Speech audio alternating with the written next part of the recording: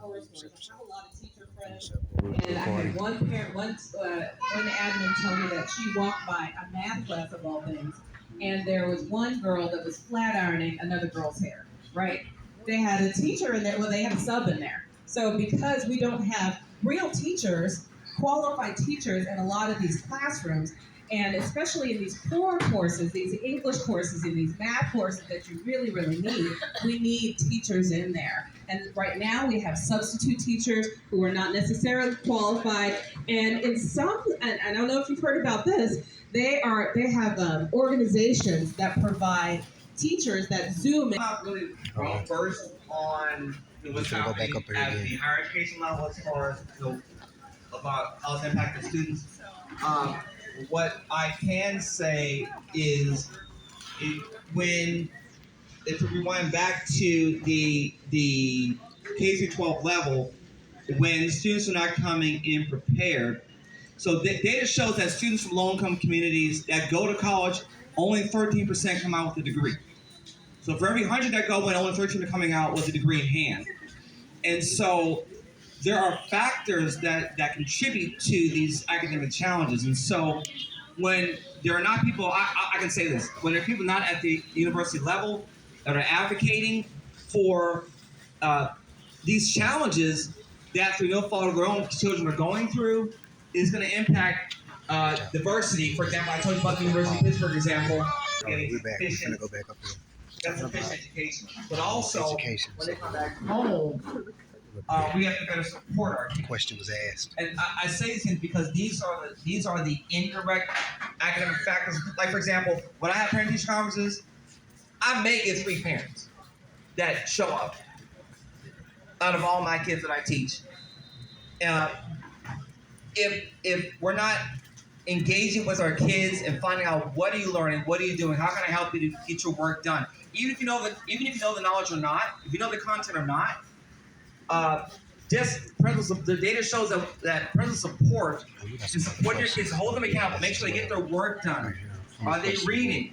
Are they doing the things that that we can push them towards? Makes a big difference in their learning outcomes at school. We're wrapping up here. We can talk about getting ready to wrap. All right. But we're just get ready to wrap up here, y'all. Find out what's going on in the community. Talk to families. Talk to students, children in your communities. Ask more, demand more, but also support the teachers, support the kids, and help to raise them up to greater levels. So thank you for your time. Okay, one more question. We got 5 minutes. Yeah, that's it. So, why is it hard to get good educators to South Dallas? I did talk to a couple of teachers that was North Dallas and stuff, and they said in order to come and teach at Lincoln or something like that, they would have to take a pay deduction. Why would they have to take a pay deduction and they still with Dallas in the school system in order to get good teachers to teach our kids? Okay.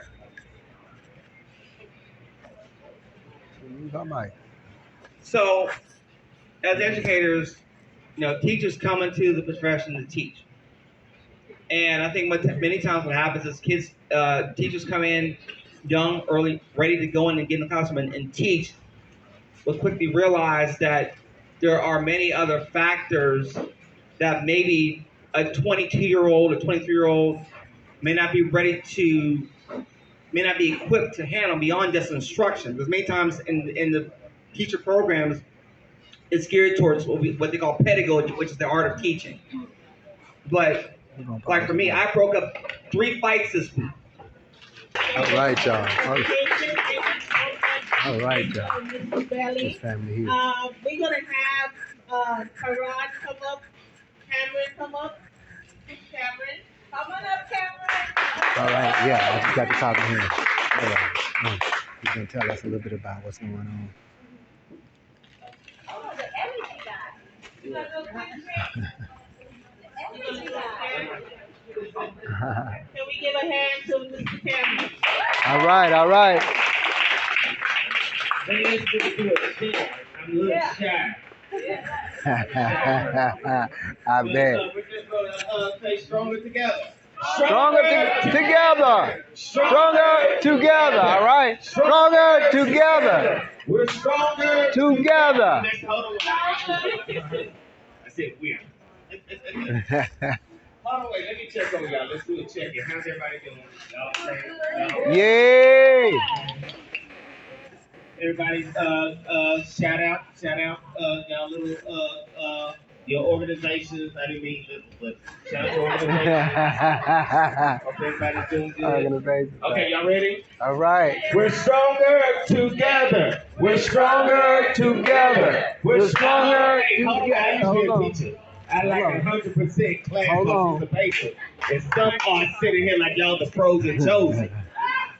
Stronger Together. We're stronger together. All right, y'all. Together. We're stronger together. We're stronger together. All right. All right.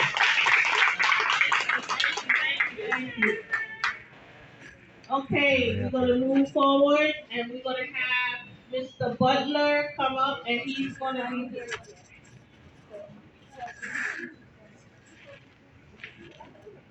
Okay, before we go to Mr. Butler, we're gonna have Ms.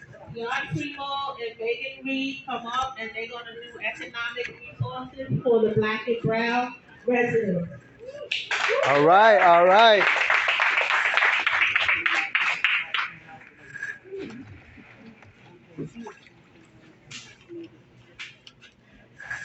Alright, so. I've been drinking Sprites all day, y'all. I'm gonna have to keep drinking these.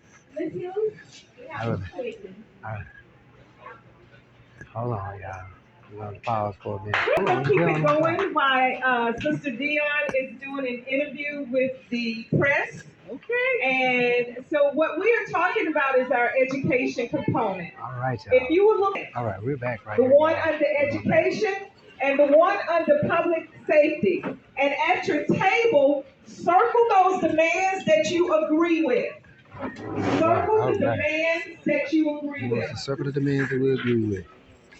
We just have a little bit of time while Dion is speaking with the press, so we're going to use that time to our best advantage. Okay? All right, all right. All right. Very quickly, yes, Brother Carvel is going to talk about the criminal justice and public safety for about 2 minutes. And while you are marking education demands that you agree with, and public safety demands that you agree with on the sheet. Just circle the ones that you agree with. And after that, I'm going to bring Sister Dion back up after my brother finishes, and then you can click on economics. Mr. Butler. All right, y'all. All right.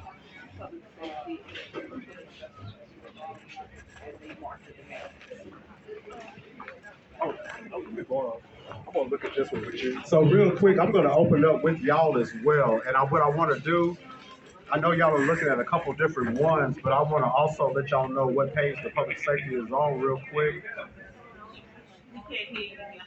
Oh, I'm sorry. Yeah, so I'm just gonna review kind of a little bit and touch on a few points of what is on the public safety on page 8.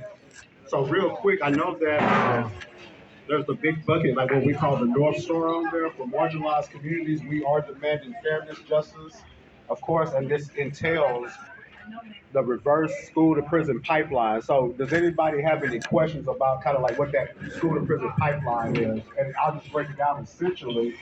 That's one of the things where when we have policing and things.